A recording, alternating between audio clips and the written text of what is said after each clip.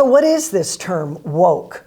What does it mean anyway, aside from being the past participle of wake? Seems everybody is using the term these days, some in flattering ways, some in pejorative ways. In general, it is a slang word, and it has come to represent an embrace of progressive activism.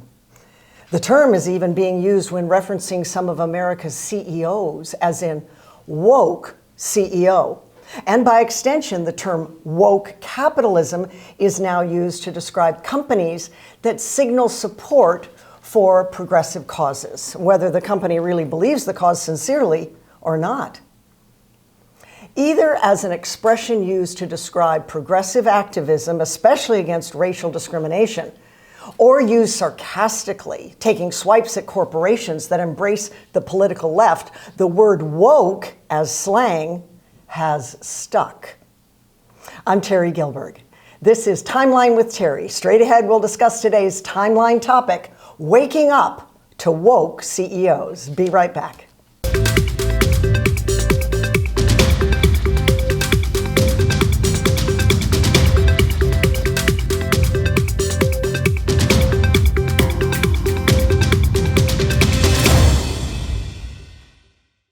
The principles of liberty, freedom, and the tenets of our constitutional republic are under attack. That's why we are building freedomsquare.com. Freedomsquare.com, designed to unite freedom-loving Americans. Freedomsquare.com. Freedom lives here.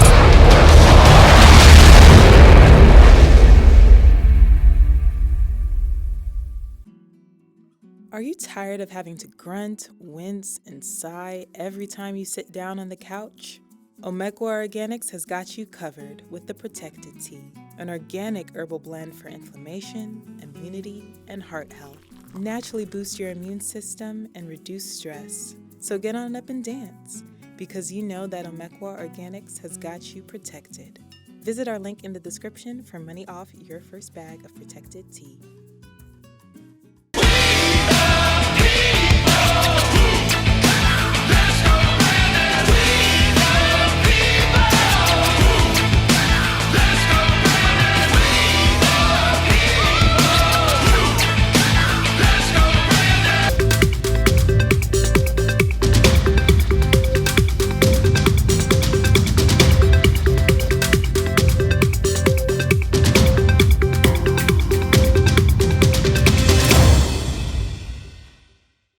Welcome back to Timeline with Terry, the show where we give you a deep dive discussion on the hot issues of the day. I'm Terry Gilberg with today's Timeline topic, waking up to woke CEOs.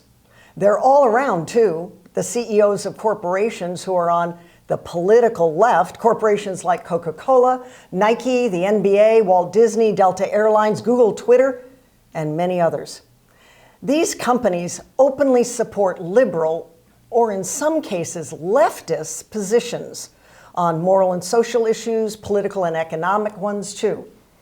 For folks on the right, I think it's fair to say they didn't come to realize this for many years. They've been well asleep to CEOs going woke, and it's now time the right is waking up to this reality. So why is it that certain companies are woke anyway? Is it to side with young consumers like millennials or Gen Zers to gain their spending dollar by labeling themselves socially responsible corporations and appealing to social justice ideals? Maybe. But the bigger question is, what is really driving this? Why would a company go woke if it would alienate consumers on the political right? It doesn't make a lot of sense, does it? Justin Danhof has some answers for us. He's here in studio with me on Timeline with Terry. He's the Executive Vice President of the National Center for Public Policy Research. Thanks for coming in, Justin. I appreciate it, Terry. I'm glad you're right here in the studio to sort this out with us. All right, I think I mentioned some of the woke corporations and the CEOs that drive that philosophy within the company. What are some others? Rattle them off, especially everyday names that Americans would recognize. Oh, Bank of America, Brian Moynihan, CEO, incredibly woke, far left. Mark Danhof, who runs Salesforce, he's a social justice CEO. He shouldn't even have chief executive. He should just be social justice executive. Larry Fink at BlackRock is probably doing more damage to America. You've heard of him. Than any CEO out there. Of course, Tim Cook at Apple, one of the original social justice CEOs, and the list just goes on and on and on. Walmart, Target, any of these everyday. Dick's Sporting Goods. I mean, see. woke is everywhere. And I think you're right to point out that conservatives for so long were asleep at the switch. At the National Center, we started fighting woke capitalism quite literally 8 years before it was a term. Is that right? Yeah, woke capitalism was coined. How did you know what you were fighting? You have to define it. We had a sense. It's funny. Ross Douthat actually invented the term woke capitalism in a New York Times article. He writes for the New York Times in 2015 on a lot of Christian issues and moral and social issues. That's right. So he saw this spring up. He coined a term for it, but it's gone under different monikers for years. It was socially responsible investing going back to the early 80s. Then it was part of CSR, that was corporate social responsibility. And now woke capitalism goes under the same banner as ESG. Explain ESG. So ESG, the technical definition, is environmental, social, and corporate governance, right? And so all of these companies, if you read their materials, their proxy statements, they all have these ESG, flowery statements, disclosure statements. And folks see it on the business channels, they see it when they read the Wall Street Journal, but they have no idea what ESG really means. Again, so environment, social, and governance. Yes. And the social is social justice. Absolutely. Okay.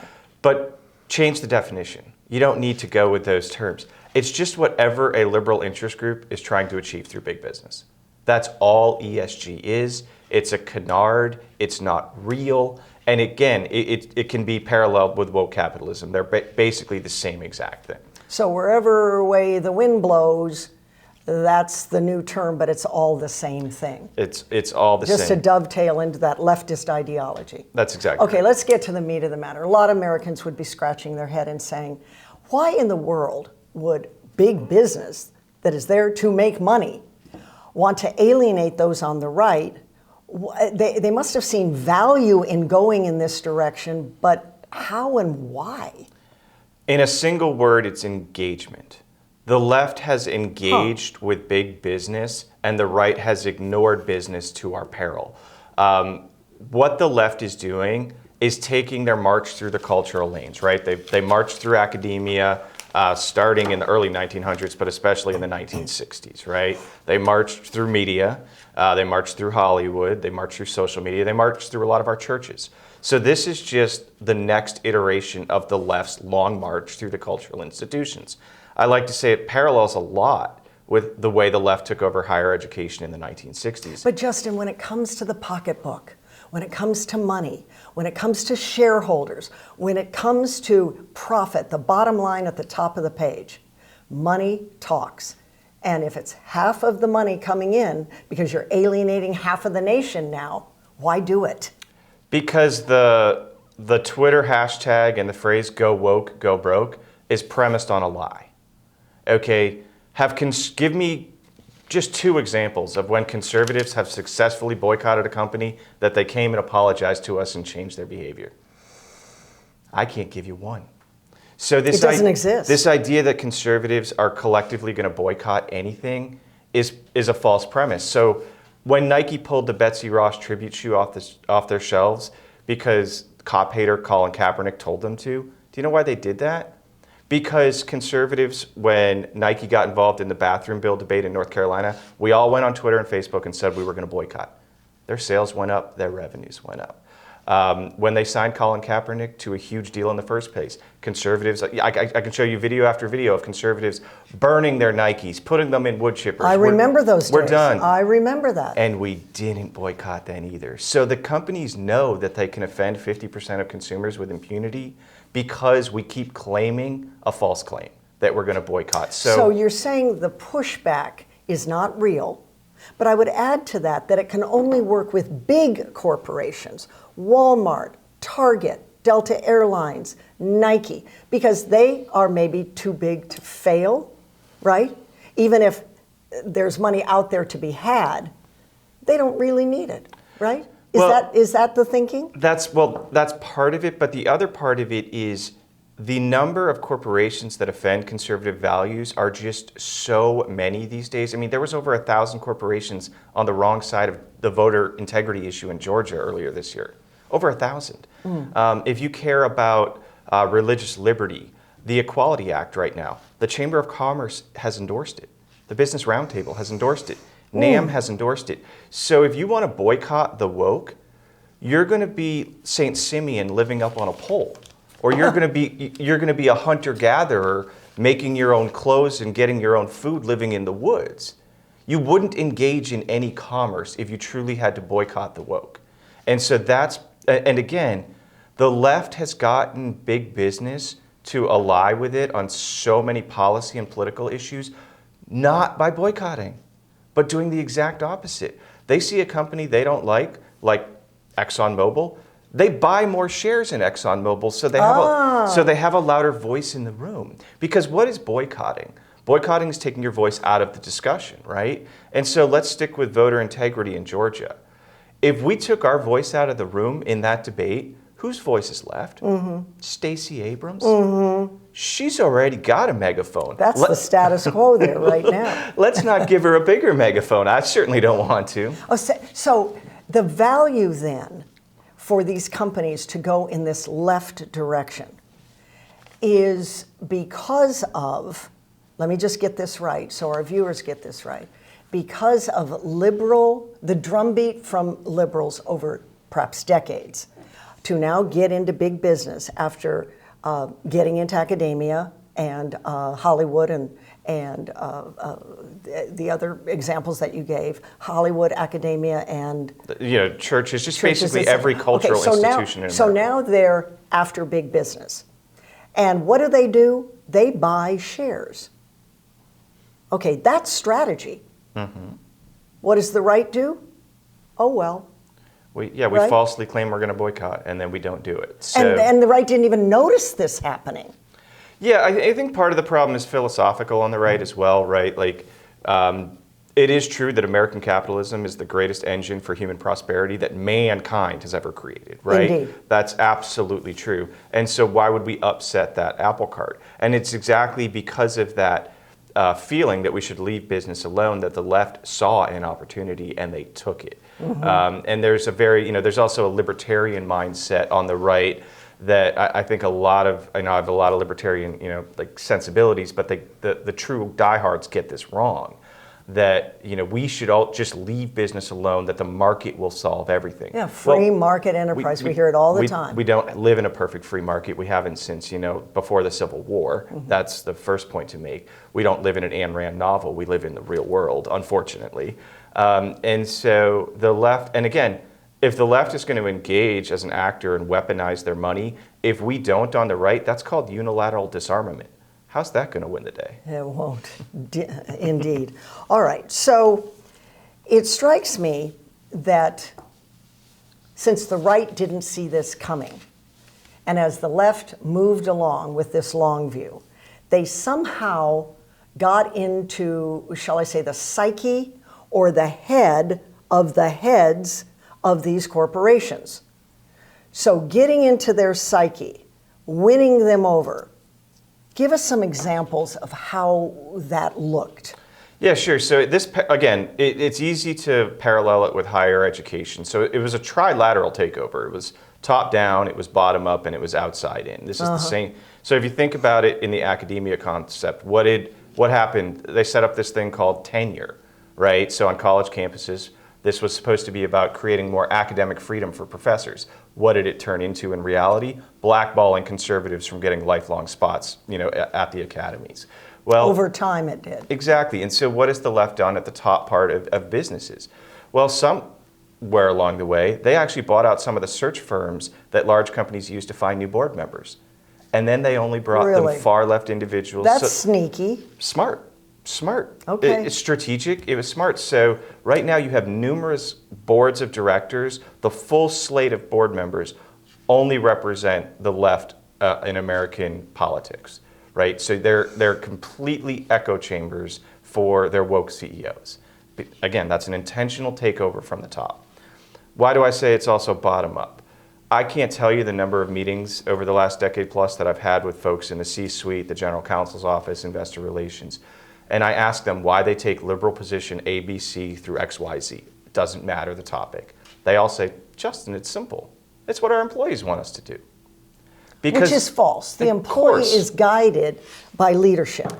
But they turn around and blame it on the employee. No, it is both, because I've witnessed this. If you go to like the shareholder meeting of Amazon, of Google, of Twitter, it's their far left employees that are imploring companies to run critical race theory trainings, to make their boards, diverse by affirmative action standards. And so what you've got is the woke employees feel very emboldened to speak out, right? Very emboldened. You want your company to fund Planned Parenthood, you go demand it of your bosses.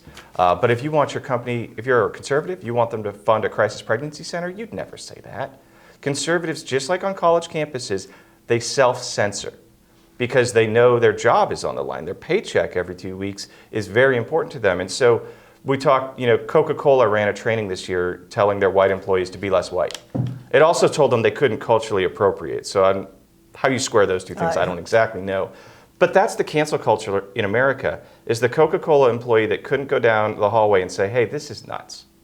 This is offensive to every party involved, because they'd be sent to a re-education camp down door number 3 if they aren't directly and outright fired. And you're racist. Exactly. But again, so it's the self-censorship that conservatives do on college campuses, because you're beholden to your professor who hates your worldview, and you're beholden to them for your grade, and you're beholden to your managers for your paycheck every 2 weeks, and conservatives are just not speaking out. And so, look, I get it.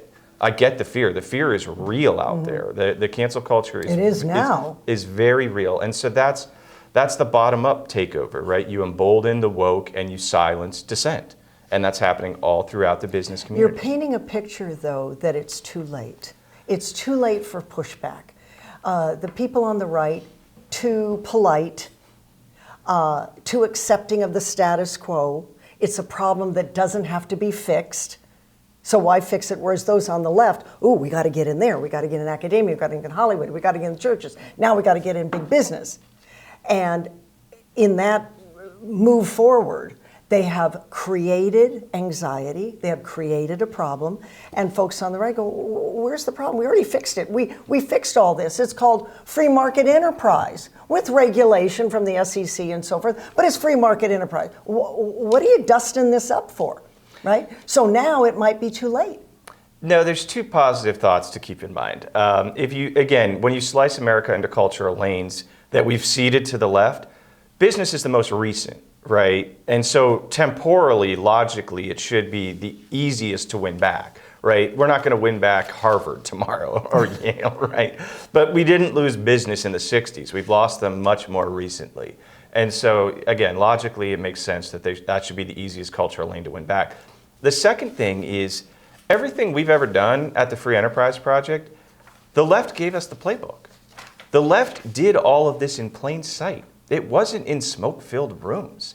And so they showed us exactly how to engage business to effectuate change, how to engage corporate leaders to get them to go along with your preferred policy positions. And so those are 2, very positive thoughts on how we can, win back this. Okay, I want to pick it up on the backside of this break, because that's a good thread, which I'm going to ask you about. What is the end game from all of that activity? I'm Terry Gilberg. Justin Danhof is my special guest, talking about woke corporations and the woke CEOs that head them up here in America. You're viewing a Timeline with Terry. I'm Terry Gilberg. Be right back.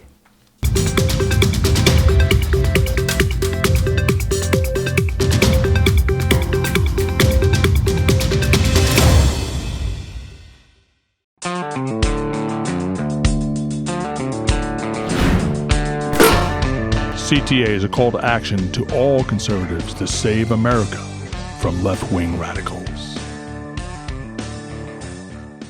nearly 45% of the US workforce already have plans for job hopping in 2021. Now, many of those 70 million job hoppers are just fed up and they're ready to work somewhere else, somewhere where they will be free. Maybe it's time for your talents to go to a city or a company that actually values your freedom. Post your resume on redballoon.work so that you can connect with this ever-growing list of free speech employers who would love to hire you. Are you tired of having to grunt, wince, and sigh every time you sit down on the couch?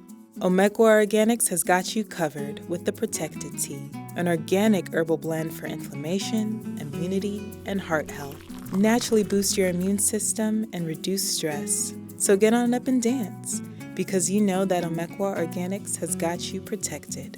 Visit our link in the description for money off your first bag of Protected Tea. The principles of liberty, freedom, and the tenets of our constitutional republic are under attack. That's why we are building freedomsquare.com. Freedomsquare.com, designed to unite freedom-loving Americans. Freedomsquare.com. Freedom lives here.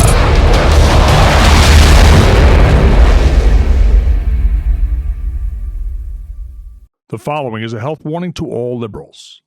Please do not watch conservative television of America, as prolonged viewing can cause your brain to swell and explode and mess up your couch. CTA values all lives from the first heartbeat in the womb to the last dying breath. Conservative television of America, we say what you're thinking.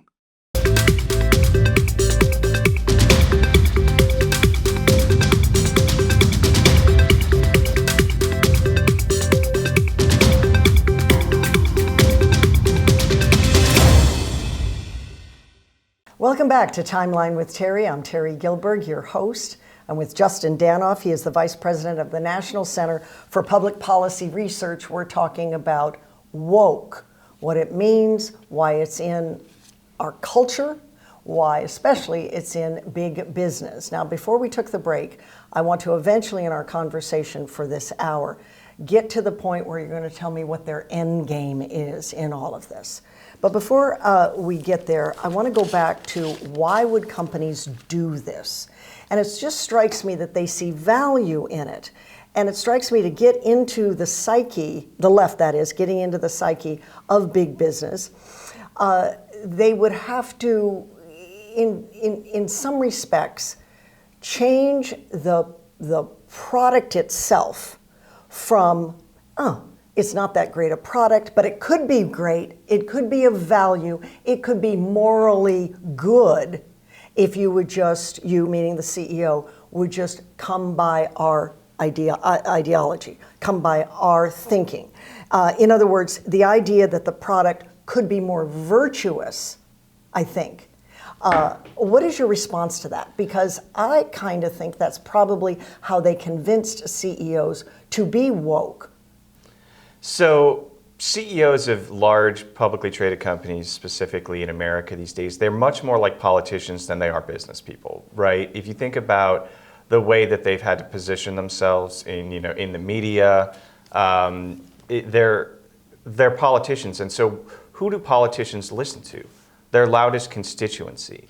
And so that's the problem, is we're not creating the same amount of noise that the left creates. So they're adapting and listening to the constituency that's in front of them.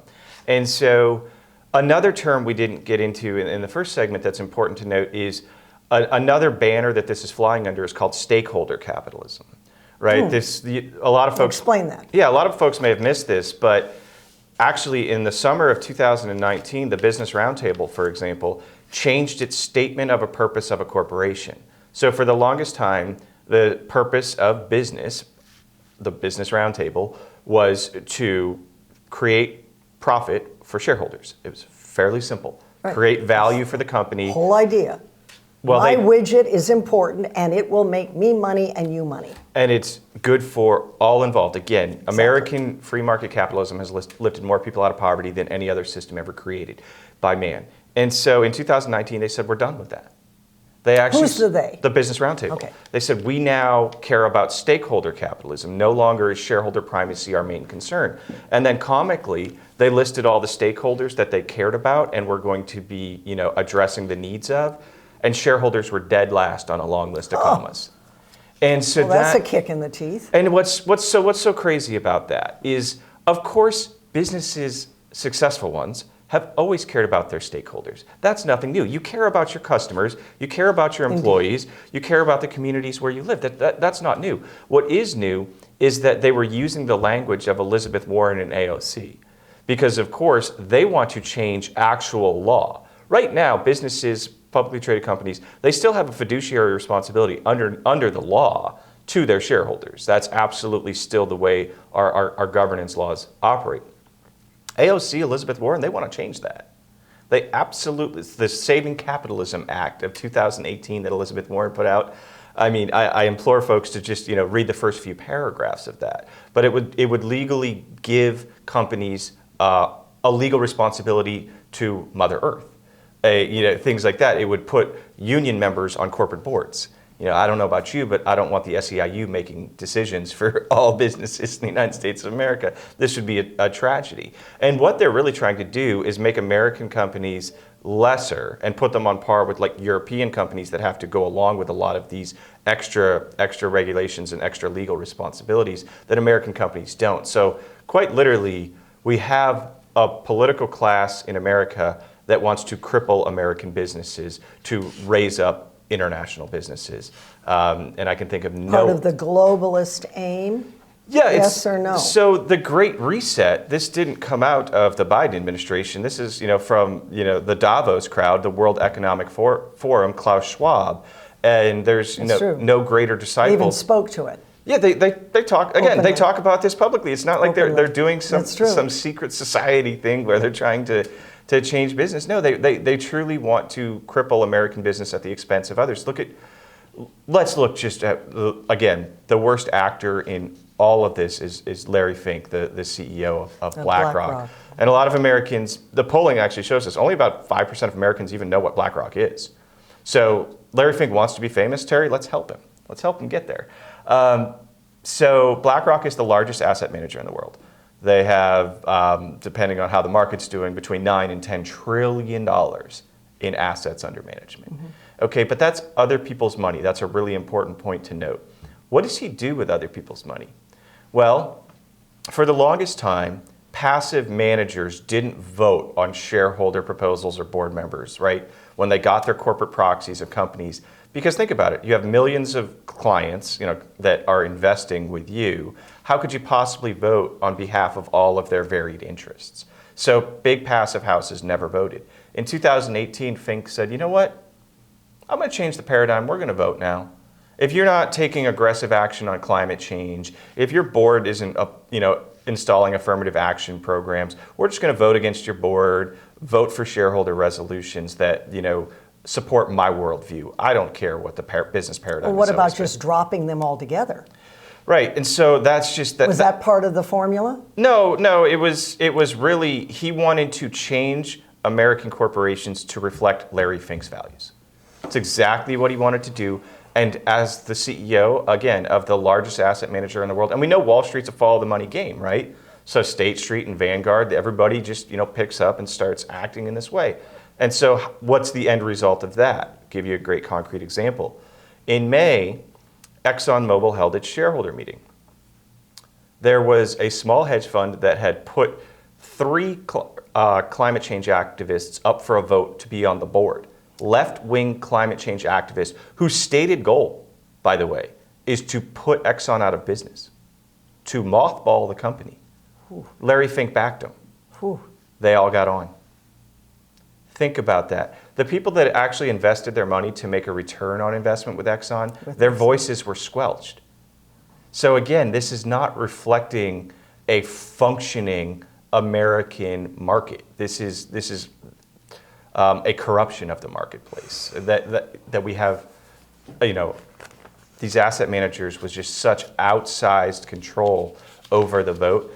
But what's Fink doing in the meantime while he's trying to cripple American businesses? Because he can take the hit. He's heavily investing in China. It's sad. Put a pause on that for just a moment. Let's talk about the center, the National Center, recently suing the SEC. I read up on this a little bit. It made news when you, meaning the center, sued the SEC. Why? Because the SEC approved a rule that NASDAQ adopted. It's my understanding NASDAQ can make their own rules. But when they came up with woke idea rules, they passed it by the SEC, correct me if I'm wrong, and the SEC said, great, take it from there. Yeah, so without getting too wonky into it, NASDAQ was set up as a self-regulatory organization, meaning they do have the ability to write their own rules for their member companies, right? Mm-hmm. If you want to be listed on NASDAQ, NASDAQ gets to set the rules on what you have to do to be listed. Mm-hmm. And that's been going on for a long time. Yeah, but they just need the SEC to sign off on it. So they wrote their own rule instead of having a regulatory body write it for them. They wrote their own, and they just needed a rubber stamp. And of course, Gary Gensler, who's Biden's picked and appointed head of the SEC, they now have a 3-2 liberal to conservative top. The commissioners are split 3-2 liberal and conservative. So of course they rubber stamped it without looking at the public comments that came in that said, well, wait a minute, the rule that they're proposing is illegal, it's unconstitutional. And what did they propose? They proposed that if you want to be listed on the NASDAQ, you have to have 2 board seats set aside for affirmative action candidates. At least one must be for a woman, and the other must be for an underrepresented minority or an undefined member of the LGBTQ plus queer community. Okay, and so... Where's the black voice? Where's the Hispanic voice? Where's the Asian voice? Right. Why 2? It's arbitrary? Well, it's arbitrary. B, it's compelled speech because you're for some members of the LGBTQ plus community, you're going to out them. Like you have to vet your board members on who they sleep with now. That's insane. But of course, the SEC approved it, which is why we had to file a lawsuit against this. It violates, the 14th Amendment, equal protection clause under the law. And even if you look at the cases where affirmative action has been upheld, in college admissions is primarily the area that we're talking about, the Supreme Court has routinely, every time they've upheld affirmative action, said, but you can't have a quota system. So what is 2 other than a quota? Well, the subset of that is, yes, we're going to have LGBTQ, and what was the other one? Women. Women, yes. So that sounds quota to me. Yeah, well, it is. It's by definition a quota. And so, we had submitted a public comment exposing all, and so did a lot of other good right of center organizations, exposing all of this, and the SEC just ignored those comments. So that's another part of the lawsuit is the SEC is supposed to actually address substantive comments when they approve a rule like this, and they didn't with any, And it is part of the lawsuit then. That's exactly right. And you're a lawyer. Yes. Is this your suit? No. Are you lead counsel on it? No, I wish we had the time. We're the plaintiff. We're invested in so many NASDAQ companies, and we see this as detrimental to the fiduciary responsibility that they have to us as shareholders, because you're not selecting folks based on their business acumen, based on their experience in your industry. You're basing it on what they look like and who they have sexual relationships with. That's every time I hear the word diversity, I think, well, that's fine, provided that person, that new person to the table, is diverse in experience, in thought, in innovation, creativity. If we're to look beyond skin color and sexual orientation, etc., I'm all for diversity. It's what makes the world go around. God created variety, who doesn't like diversity? But that's not what we get. We always get, well, here's a white person, and here's a black person, and here's a man, and here's a woman, without a real assessment of what can these individuals bring to the party. Yeah, the left goes insane when you talk about things like viewpoint diversity, diversity of thought. I'll give you one great example. And first of all, it's important to note, how we got to the NASDAQ situation, it started with the liberal shareholder activists. So folks ask me why shareholder proposals are important. I like to say they move the cultural needle. In 3 to 4 years, what the liberal shareholder activists are demanding today becomes mainstream if we don't stop it. So 3 and 4 years ago, it was the SEIU, Jesse Jackson, the liberal umbrella organization, As You Sow. They were filing shareholder resolutions across corporate America demanding exactly what NASDAQ just did. So 3 and 4 years ago, it was Jesse Jackson, the SEIU, demanding that companies put affirmative action candidates, set-asides on the board. Again, fast forward to 2020, that's when NASDAQ wrote their rule. 2021, the SEC approves it. So the agent of change in 3 to 4 years went from Jesse Jackson to the NASDAQ. Pretty quickly. And that happens on so many issues. How far along is the lawsuit? Where is it? In its infancy, but we're hopeful. And another thing, we mentioned China just briefly earlier. You know what's comical about the rule that they put forward? There's 2 things. First, foreign companies that are on NASDAQ are exempt. Because of course you're not going to tell the Chinese that they have to put a Uyghur Muslim on their board, right? A Chinese company? or God forbid, a woman. They're not going to tell a Chinese company that. So they want to keep the Chinese happy while again, crippling American business. And the other really comical part that they think they're going to get away with is technically companies don't have to comply. They just need to explain why they couldn't diversify their board. Okay, so a company can come along and say, well, we're not doing this because we couldn't find someone qualified in the LGBTQ community. Yes. Now, perhaps there is one out there, I'm sure there is, but they couldn't find it. So do they get off the hook? Or we couldn't find a woman, or we couldn't find an Asian, or we couldn't find a young person or an old person, whatever the 2 it consists of. Are they off the hook? Oh, technically. But this is a distinction without a difference. All the NASDAQ is doing is putting a huge target on their back for the activists to come protest every single one of their board members, their CEO, until they come to heel. They know that's exactly what the left is, because what do? They name and shame, right? They're very good at naming and shaming, and that's all the NASDAQ is setting up. No company would ever go to NASDAQ and say we couldn't comply, and they know that because they'll just have a huge target on their back that they won't be able to get off. All right, let's pause there. Another quick break. I'm Terry Gilbert. This is Timeline with Terry. We'll be right back. Stick around.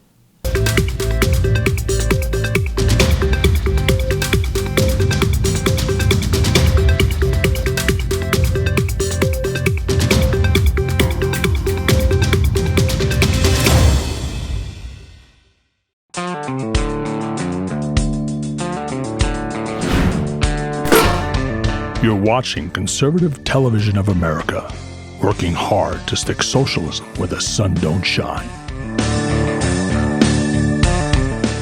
Welcome to Red Balloon, the nation's first and only free speech job site. I'm Andrew, the founder and CEO, and I'm excited you're here. I called this service Red Balloon because balloons help you fly, especially if you tie a ton of them to a lawn chair. A little bit dangerous, a lot bit fun, kind of like looking for a new job. The mission of Red Balloon is to connect employers who still love freedom and want employees who love freedom to the millions of Americans now searching for jobs today, where they won't have to look over their shoulders and constantly be worried about being canceled. There are over 10 million open jobs today, the most in history, people. It's kind of a moment. I always wanted to provide a job site focused on introducing employers to employees who will be focused on job performance and work and not politics. Come on, America. Stop canceling each other. Let's get to work. Visit redballoon.work. We'd love to have you.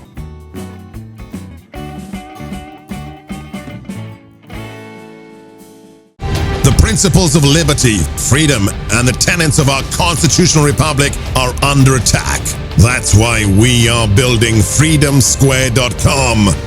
Freedomsquare.com, designed to unite freedom-loving Americans. Freedomsquare.com. Freedom lives here.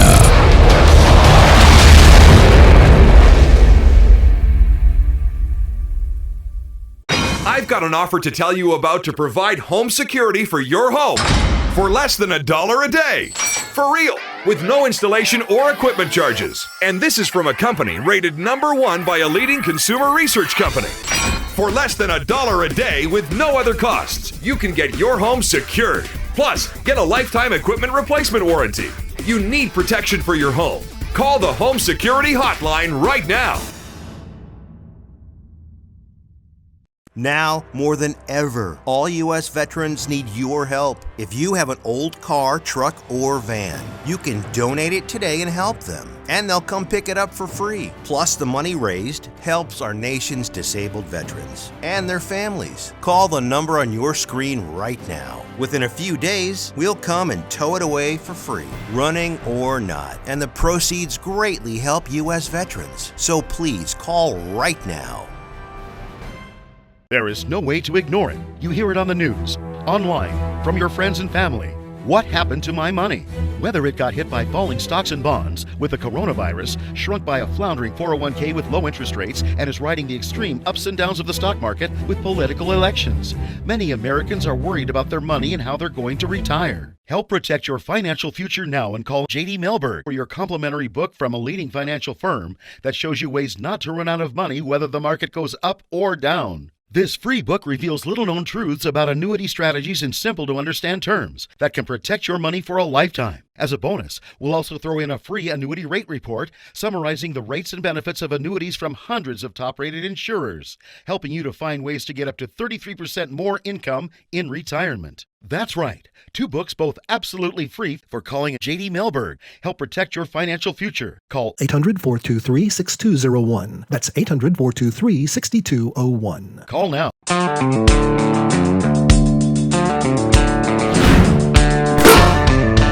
CTA is conservative media bringing information, education, humor, and entertainment throughout America. We hope you enjoy our politically incorrect programming.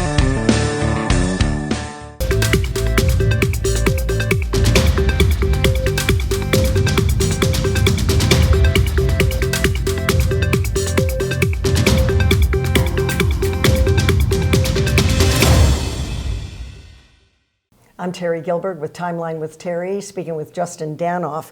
We've been talking about woke capitalism, woke CEOs, and how the right can really push back against this, if not fight back against it. A free enterprise activism. This is something that you have been heading up now for a dozen years, kind of by yourself, but now you told me at the break, about 60 more helpmates along the way? Yeah, sure. So I help lead a coalition that's, folks fighting ESG and woke capitalism from the right of center perspective. That, look, it's, we talked about it at the outset. The right is finally awake to the woke, and for the last decade plus, it's been a struggle. It's been a lonely battle. We're the only group right of center that's consistently engaged in shareholder activism over that time. While the left has 80 to 120 groups in a given year that are well capitalized that engage in this space. So again, when you talk about how we've gotten here, there's an incredible imbalance in corporate engagement. Again, the right just didn't see this, but we do now. And the polling actually bears this out. Believe it or not, this year, for the very first time, when Gallup does their polling of the cultural lanes, this is the first year big business is underwater with conservatives ever. Is that right? Ever. So you're making a difference. And it was making a dent? Well, would you say? Look, I think Delta Airlines and Coca-Cola and Amazon helped us out, right? I think that the Antifa and Black Lives Matter, specifically riots of the summer of 2020, I mean, when I saw those just happening in city after city across America, I wondered where their sponsored by Amazon t-shirts were, sponsored by Pepsi. And I think that had a lot to do when corporate America just opened their wallet up and gave, untold hundreds of millions of dollars to these organizations as their members were burning our cities. I think conservatives finally couldn't look away. But most people just think it's not Pepsi-Cola, it's George Soros. And they don't understand that. They think, well, but where is he? If he's so bad, why isn't he arrested? Explain that a little bit. Well, and I think that, look, the awakening happened everywhere. It happened in the political class, right? Our politicians, after January 6th, what did the businesses do? Any defector, including the great, Senator Ted Cruz, the corporations took their PAC money away from him, and others who simply raised, real objections to some interesting election results in a handful of states, and that was their constitutional right to do so. but the corporations decided you can't get our PAC money anymore. So the conservative political class is finally awake to the woke on this issue as well. And when I mentioned the polling was dramatic.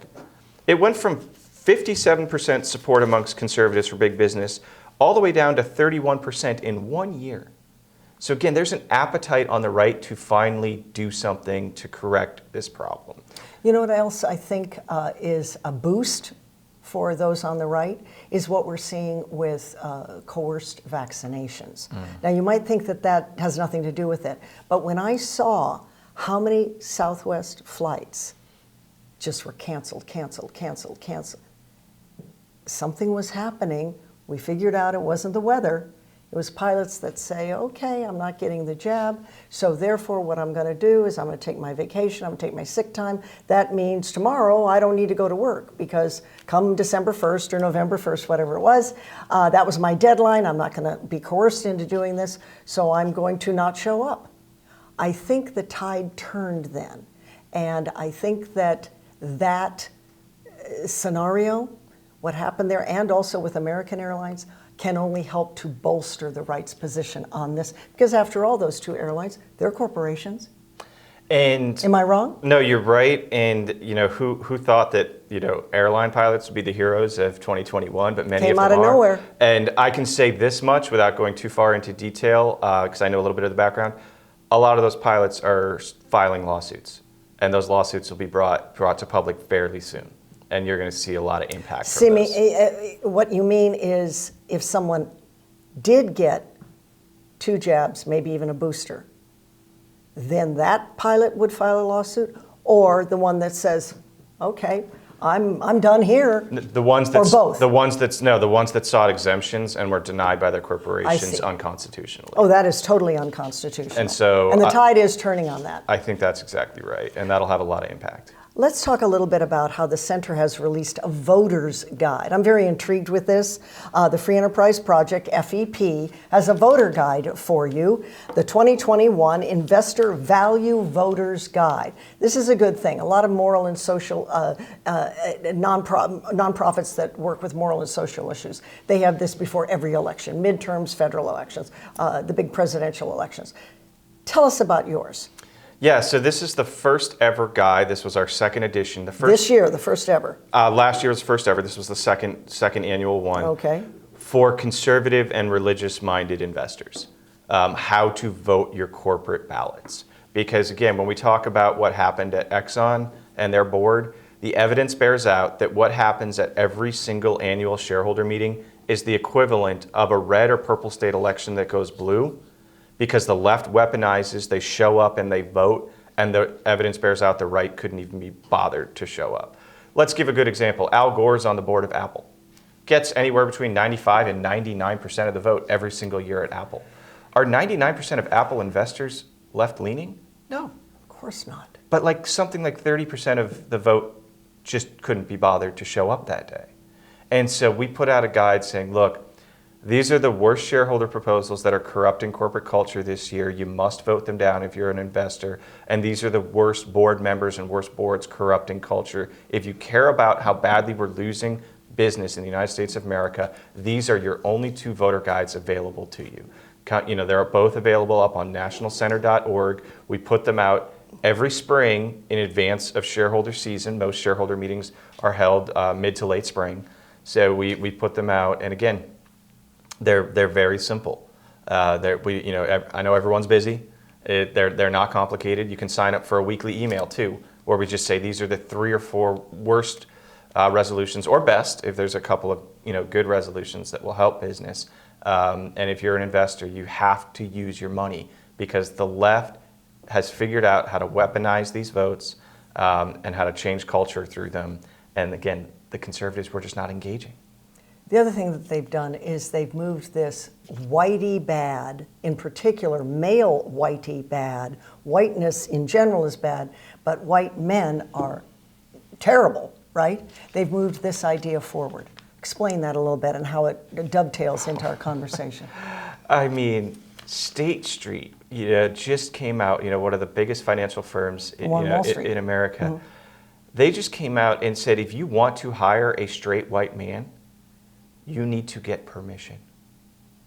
I read that. That was like within these last couple of weeks, right? Yeah. Like you must get permission from, a higher up in order to do so. And again, just like with the NASDAQ thing, you have to explain your work as to why you couldn't get someone that wasn't. So it's the same. It's the same strategy. It's the same vetting.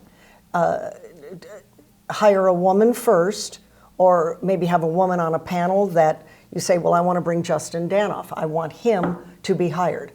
And then there's a vetting panel with trans and women and Hispanics, and is that right? Yeah, Justin Danhof wouldn't do well against that panel. Even if you're overly qualified or even overly qualified. Well, that's exactly right. And so let's talk about what is the implication of the NASDAQ thing? And look, State Street isn't the only company doing crazy things like this when it comes to hiring. Microsoft has announced similar strategies. Levi Strauss, of all companies, has announced that bonuses will be based in part on your number of minority hires. So you're giving people a financial incentive to hire people that may be less qualified as long as they're just not white and male. Like that's crazy, but it's happening in real time.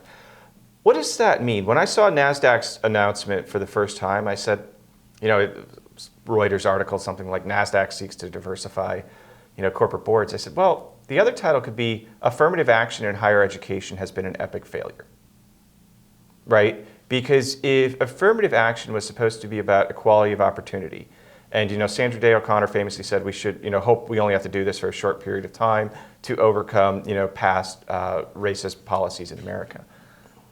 Well, that time has, come and gone. The timeline that she presented in that 1993 affirmative action case, I think she said like 20 years or something. But what NASDAQ is saying is equality of opportunity didn't work, so we're just going to demand equality of outcome. That's the short order of what they're saying. Mm-hmm. What is the end game here? And elaborate on it, because the more we see, the more people scratch their heads. I know Americans are doing this right now, listening to this program. I do.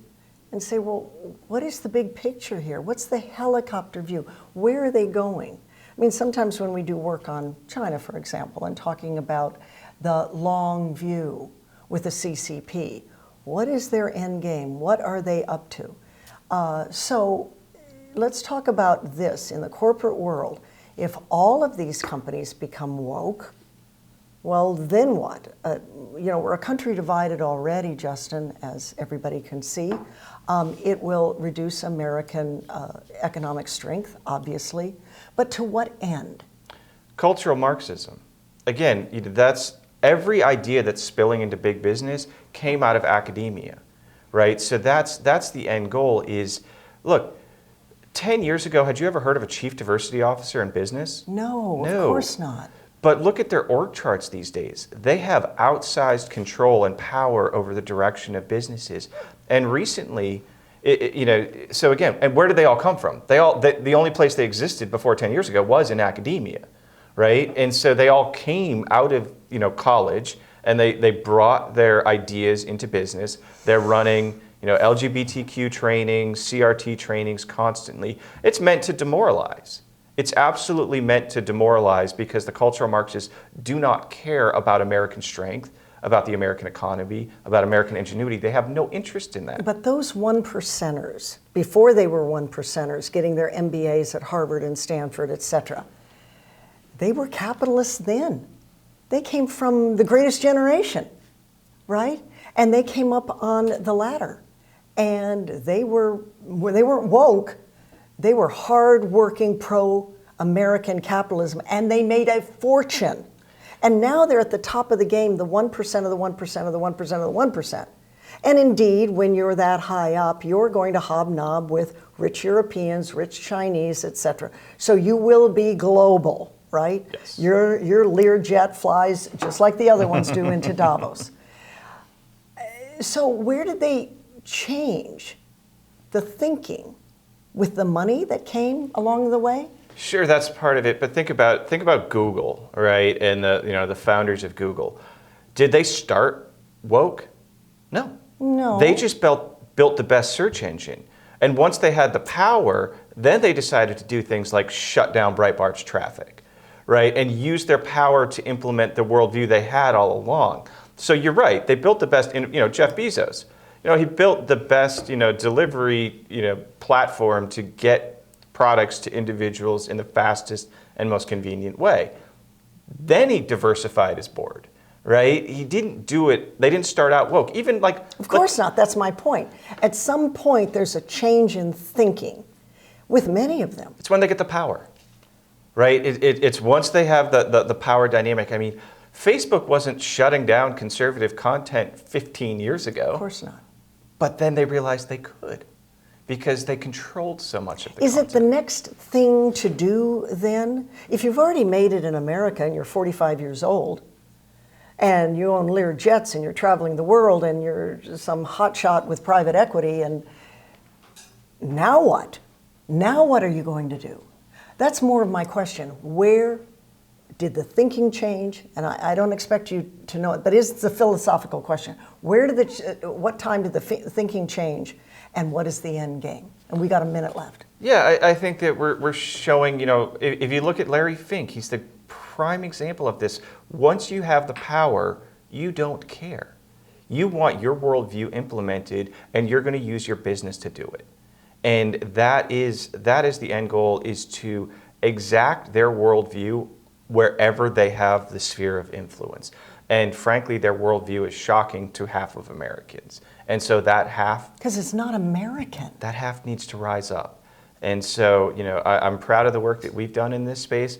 I'm glad that there are more voices in the discussion right now. But believe me, the left still dominates this conversation. So we need to keep talking more and more about this and get more actors on the right engagement. I'm so glad you came in. I'm so glad. And we'll bring you back and talk more about the long view too, because what's happening is not American. Maybe more European, maybe even more Chinese, but it's not American. I appreciate you coming in. Thank you, Terry.